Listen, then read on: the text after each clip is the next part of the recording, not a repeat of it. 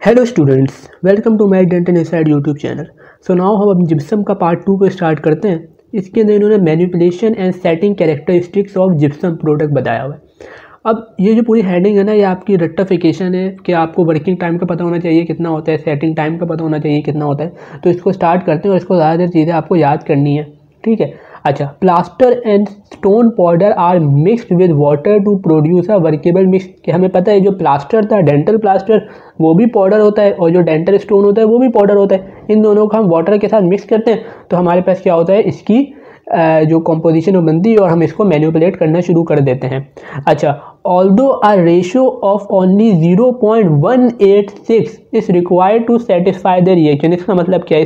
इसका मतलब ये है कि आपको 100 ग्राम पाउडर के अंदर कितना वाटर डालना है, 18.6। तो आपका रेशियो होगा वो कितना हो जाएगा, वाटर टू पाउडर रेशियो हो जाएगा 0.186। यानी कि 100 ग्राम पाउडर लेना है, उसके अंदर अगर आप 18.6 मिलीलीटर वाटर डालोगे तो आपके पास क्या बन जाएगा, वाटर पाउडर रेशियो बन जाएगा। किसका? जिप्सम का। जो हमारे पास क्या होता है कि उसके ज़रिए आपका रिएक्शन हो सकता है।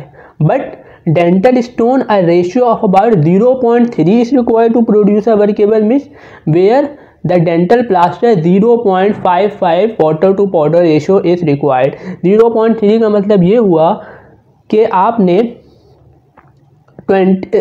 आपने 30% जो है वो वाटर लेना है, यानी 30 ml वाटर लेना है, और हमारे पास 100 ग्राम होगा पाउडर। तो हमारे पास कितना हो गया, 0.3% water to powder ratio for dental stone.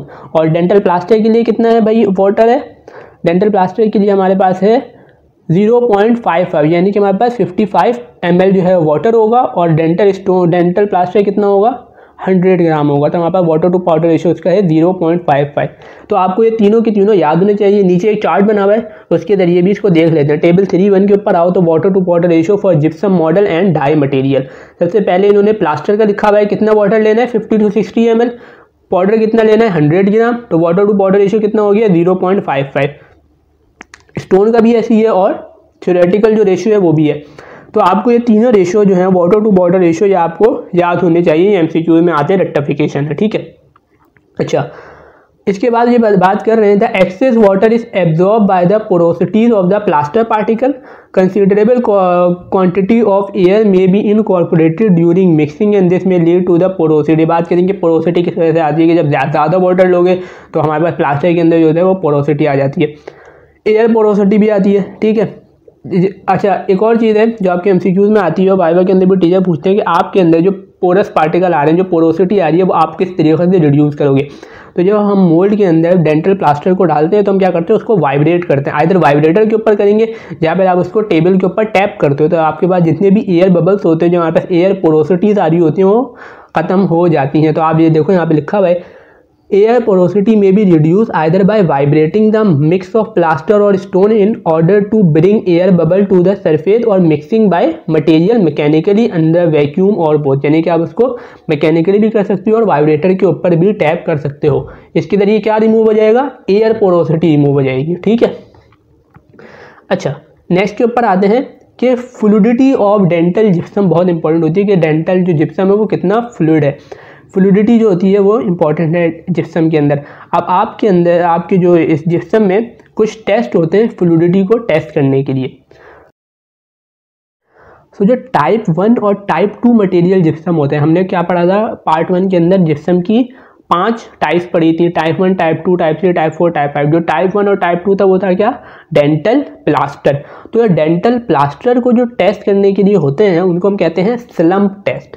ये एमसीक्यू में पॉइंट आता है, the fluidity of type 1 and type 2 gypsum are measured by slump test, और the fluidity of 3, 4 and 5 material is determined by core penetration test. ये MCQs point है, ये याद होना चाहिए आप लोगों को। ये तो पक्का पेपर के अंदर आता है।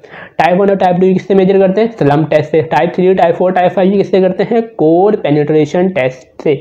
अब ये टेस्ट में क्या होता है इसकी डिटेल में जाने की इतनी ज़रूरत नहीं है, क्योंकि ये नहीं पूछते। अच्छा, फ्लूइडिटी की डेफिनेशन आपको पता होना चाहिए। The fluidity is defined as the average of the major and minor diameter of the slumped material. तो ये आपको डेफिनेशन फ्लूइडिटी की पता होनी चाहिए, पता होनी चाहिए। अच्छा, अब आगे चलने से पहले मैं तुम लोगों को दो चीज़ें क्लियर कर देता हूँ। The first one is working time क्या होता है और सेकंड सेटिंग टाइम क्या होता है, क्योंकि हमने चैप्टर नंबर 2 को डिस्कस नहीं किया, उसमें सारी डेफिनेशन थी। तो पहले डेफिनेशन जरा बता देता हूँ, उसके बाद हम आएंगे सेटिंग कैरेक्टरिस्टिक के ऊपर कि जिप्सम की सेटिंग कैरेक्टरिस्टिक क्या है। अब देखो नाम से ही जाहिर हो रहा है, वर्किंग टाइम मीन वो टाइम जो अवेलेबल हो for mixing and manipulating a material, कि जितने टाइम में आप मटीरियल को मिक्स करते हो और उसको मैनिपुलेट करते हो वो टाइम होता है हमारे पास वर्किंग टाइम। और सेटिंग टाइम क्या होगा, वो टाइम जिसमें मटेरियल एक सर्टेन लेवल ऑफ रिजिडिटी या इलास्टिसिटी तक पहुंच जाने, जो मटेरियल रिजिड हो गया, मटेरियल एक जगह पे सेट हो गया, तो हम उसको क्या करेंगे, उसका है सेटिंग टाइम। बस इतनी छोटी सी बात है वर्किंग टाइम में और सेटिंग टाइम में। अब डेफिनेशन पता चल गई, अब इसके टेस्ट के ऊपर आते हैं। इसमें लिखा हुआ है 2 stages can be identified during the setting, यानी कि जो सेटिंग हो रही होगी जिप्सम की उसमें 2 स्टेजेस आते हैं। जो first stage is the time at which the material develops the properties of a weak solid and will not flow readily, यानी कि उसके अंदर वीक सॉलिड होगा और सही से फ्लो नहीं हो रहा होगा। At this time often refer to as the initial setting time, it is possible to carve away excess material with the knife. सीधी सी बात है ना, मटेरियल सही से सॉलिड ही नहीं हुआ, तो आप इस टाइम में इनिशियल सेटिंग टाइम के अंदर आप मटेरियल को, जो एक्सेस मटेरियल उसको वहाँ से हटा सकते हो। The material continue to develop strength for some time after initial setting and eventually reach to the model or die are strong and hard enough to be worked upon. The time taken to reach this stage is referred to as the final setting time। यानी आपको पता होना चाहिए कि setting time के भी 2 stages होते हैं। पहला होता है इनिशियल सेटिंग टाइम, जिसमें मटेरियल सही से हार्ड नहीं हुआ होता, मटेरियल की स्ट्रेंथ नहीं आई होती। और जो दूसरा टाइम है वो है फाइनल सेटिंग टाइम, जिसमें मटेरियल हार्ड हो जाता है। अगर आप मटेरियल को अब छेड़ोगे या उसको कास्ट करने की कोशिश करोगे तो क्या हो जाएगा, वो ब्रेक हो सकता है। इतनी छोटी सी बात है, ये आपको पता होनी चाहिए कि सेटिंग टाइम के 2 फेजेस होते हैं। उसके बाद बोल रहे हैं the setting characteristics of gypsum product have traditionally been measured in term of their ability to resist penetration by needles. यानी कि सेटिंग टाइम जो ट्रेडिशनली कैलकुलेट होता था वो कैसे होता था कि हम जो जिप्सम होता था उसके ऊपर नीडल को प्रिक करते थे, और नीडल की एक लेंथ होती थी, यानी कि अगर फॉर एग्जांपल 4 mm तक नीडल अंदर जा रही है तो उसका मतलब है सेटिंग टाइम अचीव हो गया, अगर नहीं जा रही तो अचीव नहीं हुआ। बट इतना कोई करता नहीं है, इतनी लंबी कोई नहीं करेगा, ठीक है।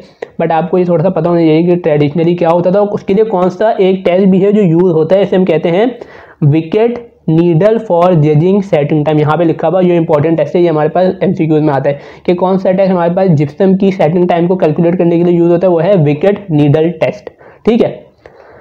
अच्छा, अब थोड़ा सा इसके बारे में पढ़ लेते हैं कि विकेट नीडल टेस्ट क्या होता है। ये आएगा नहीं, ये पेपर में भी नहीं पूछते, बट तुम लोगों को थोड़ा सा पता होना चाहिए कि जब पढ़ लिया तो देख लो। The setting material is indented by a needle of 1 mm diameter under a load of 300 gram. The setting time is the test defined rather arbitrarily by as the time when the needle is no longer able to penetrate a depth of 2 mm into the material. The second time measured use this method is normally less than 30 minutes। यानी कि 30 minute के अंदर ये एक needle को लेते हैं, वो 1 mm डायमीटर की है, उसके बाद 300 ग्राम का लोड लगाते हैं, और अगर वो 30 मिनट के अंदर 2 mm तक पेनिट्रेट नहीं कर रही, इसका मतलब क्या है, सेटिंग टाइम अचीव हो गया, और कर रही है तो सेटिंग टाइम अचीव नहीं हुआ। एक और इंपॉर्टेंट पॉइंट सेटिंग टाइम के लिए, सेटिंग रिएक्शन जो होता है वो एक्सोथर्मिक होता है या एंडोथर्मिक होता है। ये MCQ पॉइंट है, सेटिंग रिएक्शन हमेशा एक्सोथर्मिक होता है, ठीक है। अच्छा, नेक्स्ट पेज के ऊपर आते हैं। If the material is placed in water at the initial set stage, considerably more expansion occur during setting। देखो होता यह है कि अगर आप मटेरियल को आपने इनिशियल सेटिंग टाइम में था और उसको आपने वाटर के अंदर प्लेस कर दिया, यानी कि वो सही से सेट नहीं हुआ था मटेरियल, तो क्या होगा, वो एक्सपेंड होना शुरू हो जाएगा। और जब पानी के अंदर डाल के उसको एक्सपेंड करेंगे तो उस एक्सपेंशन का एक अलग नाम है, उसे कहते हैं हाइग्रोस्कोपिक एक्सपेंशन। नाम से जाहिर हो रहा है कि पानी के रिलेटेड कुछ है, ठीक है। This increase expansion is called hygroscopic expansion and it's sometime used to increase the setting expansion of gypsum bonded investment material. Chapter number 5 के अंदर हम पढ़ेंगे जिप्सम बॉन्डेड इन्वेस्टमेंट मटेरियल क्या होता है। तो इनकी जो सेटिंग एक्सपेंशन को इंक्रीज करने के लिए, यानी कि अगर उसको मटेरियल को एक्सपेंड करना है सेटिंग टाइम के अंदर, तो हम क्या करते हैं, उसको पानी में डाल देते हैं, उसकी हाइग्रोस्कोपिक एक्सपेंशन बढ़ जाती है और वो मटेरियल क्या होता है, एक्सपेंड होना शुरू हो जाता है। तो ये तो ये आप चैप्टर 5 के अंदर पढ़ोगे। उसके बाद नेक्स्ट हेडिंग है हम सेटिंग टाइम को किस तरीके से कंट्रोल कर सकते हैं। जो मैंने बात की हाइग्रोस्कोपिक एक्सपेंशन के जरिए हम क्या करते हैं, मटेरियल को एक्सपेंड कर सकते हैं। बट हम सेटिंग टाइम को कंट्रोल भी कर सकते हैं अपने लिहाज से। एक तो मटेरियल है वो खुद ही सेट हो रहा है, बट आप एडिशनली बाहर से भी सेटिंग टाइम को कंट्रोल कर सकते हैं। जिसम के इसके कुछ मटेरियल्स यूज़ होते हैं, वो मटेरियल्स आपको याद होने चाहिए। तो वो शुरू करते हैं। अब ये बोल रहे हैं सेटिंग टाइम दो तरीक़े से कंट्रोल कर सकते हैं, या तो मैन्युफैक्चरर कंट्रोल कर सकता है या तो ऑपरेटर भी कंट्रोल कर सकता है। अब मैन्युफैक्चरर किस तरीक़े से सेटिंग टाइम को कंट्रोल कर सकता है उसको देखते हैं, और किस तरीक़े से ऑपरेटर कर सकता है उसको देखते हैं। ये बोल रहे हैं मैन्युफैक्चरर क्या कर सकता है, कुछ केमिकल्स डाल सकता है जो सेटिंग टाइम को बढ़ा देंगे, या कुछ केमिकल्स होंगे जो सेटिंग टाइम को कम कर देंगे, जिन्हें हम कहते हैं एक्सेलरेटर जो सेटिंग टाइम को बढ़ा देगा, और रिटार्डर जो सेटिंग टाइम को कम कर देगा। तो आपको पता होना चाहिए कि एक्सेलरेटर कौन है और रिटार्डर कौन है। बहुत आसान सी बात है। एक्सेलरेटर हमारे पास होता है पोटेशियम सल्फेट, और जो रिटार्डर होता है वो होता है बोरेक्स। ठीक है, तो पढ़ते हैं। Also the manufacturer may add chemical accelerator और retarder to the dental stone. Potassium sulphate is commonly use accelerator which is thought to aid by increasing the solubility of hemihydrate, and borax is most widely use retarder. तो आपको पता चल गया भाई manufacturer क्या कर सकते हैं, दो चीज़ें कर सकता है। एक्सेलरेट करना होगा तो पोटेशियम सल्फेट डाल देगा, डिक्रीज करना होगा, रिटार्ड करना होगा रिएक्शन को क्या डाल देगा, बोरेक्स डाल देगा। अब हम बात करते हैं कि आप कैसे कर सकते हो। आप ऑपरेटर हो, आप लैब के अंदर काम कर रहे हो, तो आप सेटिंग टाइम को किस तरीके से कंट्रोल करोगे। टेम्परेचर के जरिए हो सकता है setting time, water powder ratio के जरिए हो सकता है, वाटर पाउडर रेशियो ज़्यादा हो गया सेटिंग टाइम जल्दी, और या फिर मिक्सिंग टाइम के जरिए भी हो सकता है। ठीक है, हम देखते हैं। Surprisingly temperature variation has little effect on the setting time of gypsum product. This is due to the fact that the setting involve a dissolution of some sparingly soluble salt followed by crystallization of other. Increasing the temperature accelerating the solution process but retard the crystallization। अच्छा, ये बात कर रहे हैं temperature affect तो करता है setting time के ऊपर, बहुत लिटल अफेक्ट करता है जिप्सम प्रोडक्ट के ऊपर। क्यों? क्योंकि इसकी दो चीज़ें हैं। क्या होता है, काउंटर बैलेंस हो जाता है। क्योंकि जिप्सम के अंदर क्या होता है, हमारे पास कुछ सॉल्ट होते हैं और कुछ क्रिस्टलाइजेशन, जिसमें हमारे पास क्रिस्टलाइजेशन होती है। अगर हम सेटिंग टाइम को बढ़ाएंगे तो जो सॉल्यूशन प्रोडक्ट प्रोसेस होगा वो बढ़ेगा, बट जो क्रिस्टलाइजेशन होगी वो कम हो जाएगी। इसकी वजह से वो कैंसिल आउट हो जाते हैं एक दूसरे में, और टेम्परेचर का इतना अफेक्ट सेटिंग टाइम और जिप्सम के ऊपर नहीं आता। बट जो वाटर पाउडर रेशियो है वो बहुत अफेक्ट करता है। अगर हम वाटर पाउडर रेशियो को इंक्रीज करेंगे तो सेटिंग टाइम कम हो जाएगा, यानी कि मटेरियल जल्दी सेट हो जाएगा। अगर हम वाटर पाउडर रेशियो को बढ़ा देंगे तो सेटिंग टाइम क्या होगा, वो देर से आएगा, यानी कि सेटिंग टाइम हमारे पास क्या हो जाएगा, इंक्रीज हो जाएगा। ये बात समझ में आ रही है ना। अगर वाटर पाउडर रेशियो बढ़ा दिए सेटिंग टाइम कम, वाटर पाउडर रेशियो कम हो गया सेटिंग टाइम ज़्यादा। ठीक है, अच्छा अब मिक्सिंग टाइम की बात करते हैं। Increasing mixing time the opposite effect, और जो मिक्सिंग टाइम में उसमें क्या हो जाएगा, अपोजिट इफेक्ट आ जाएगा वाटर पाउडर रेशियो। मिक्सिंग आप मटीरियल को मिक्स करो तो सेटिंग टाइम क्या होगा, जल्दी आ जाएगा, वरना वो जो होगा वो कम आ जाएगा। This accelerate setting by breaking up dihydrate crystal during the early stage of setting, यानी कि जब आप मटीरियल को जल्दी जल्दी मिक्स करोगे तो जल्दी जल्दी सेट होना शुरू हो जाएगा। सही, ये सीधी सी बात है ना। और उसके डाईहाइड्रेट क्रिस्टल है वो हमारे पास क्या होंगे, ब्रेक होना शुरू हो जाएंगे into the hemihydrate, thus producing more nuclei on which crystallization can be initiated. These effect are shown in. छोड़ दो फिगर को, फिगर देखने की जरूरत नहीं है, इतना खास नहीं है। ठीक है, बस अगर वैसे आता नहीं है पेपर में ग्राफ वगैरह, बट अच्छा अब एक चीज़ मैंने बात की थी सेटिंग एक्सपेंशन, कि हाइग्रोस्कोपिक एक्सपेंशन हो रही थी ना, उसको हम कहते हैं सेटिंग एक्सपेंशन।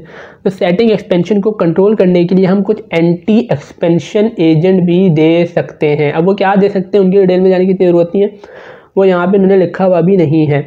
बट आपको ये पता होना चाहिए कि जो एक्सपेंशन है उसको कंट्रोल करने के लिए हम कुछ एंटी एक्सपेंशन एजेंट दे सकते हैं। तो यहाँ तक हमने जिप्सम के पार्ट 2 को डिस्कस किया है। इसके बाद इसके लास्ट पार्ट को डिस्कस करेंगे जिसमें हम जिप्सम की कुछ प्रॉपर्टीज़ जो हैं सेट मटेरियल। अब हमने यहाँ तक बात की थी सेटिंग की, कि मटेरियल सेट हो गया। अब सेट होने के बाद उसमें क्या चेंजेस आते हैं, उसकी क्या प्रॉपर्टीज़ होती हैं, उनको हम नेक्स्ट पार्ट के अंदर डिस्कस करेंगे। तो अल्लाह हाफ़िज़।